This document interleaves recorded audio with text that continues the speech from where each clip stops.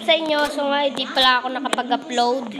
Ayan, matagal kasi may TikTok kasi ako guys. Kung gusto nyo mapanood, nag-upload ako doon.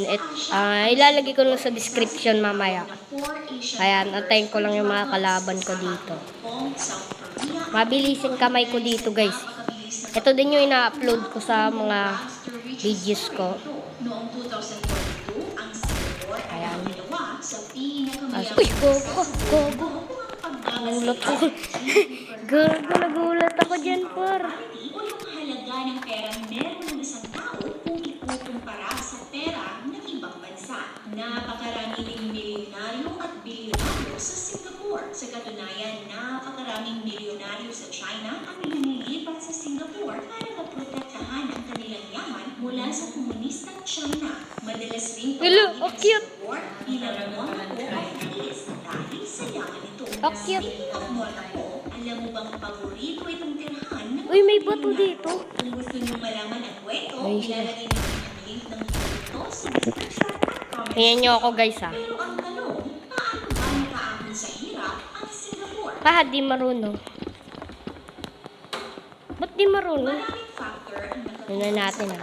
Turn on to speed click. sa kanila. Dahil nabanggit natin kanina, ang edukasyon ng Singapore ay isa sa mga naging asset nito sa pagkamit ng kanilang yaman. Sa katunayan, pangalawa ang Singapore sa may pinaka-busy na lipunan sa mundo. Nagpapakita ito na maganda ang kalakalan sa Singapore. Noong 2022, ang volume o ang dami ng containerized cargo na labas-pasok sa Singapore ay umabot sa 36.6 million TEU, habang ang pinaka-busy na container port sa Pilipinas ay meron lamang 4.43 million TEU.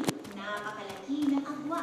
Matatag ang mga pulisiya at gobyerno. Noong mahalal si Lee bilang Prime Minister ay itinatag niya ang political party ng People's Action Party. Sinisigurado ni Lee na ito lang ang party na makakahala sa bansa at naging stricto siya dito. Ito ang nagbigay daan para maisakatuparan niya ang kanyang vision para sa Singapore. Ang naging focus ng kanyang gobyerno ay ang paggawa ng mga subsidized public housing para sa mga walang tirahan at mga nakatira sa estero.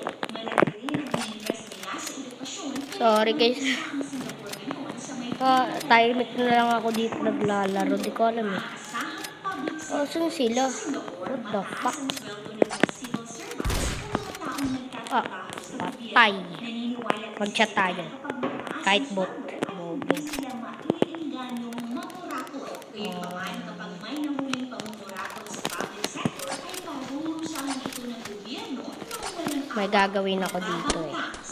Ayun, ayun, galing ah.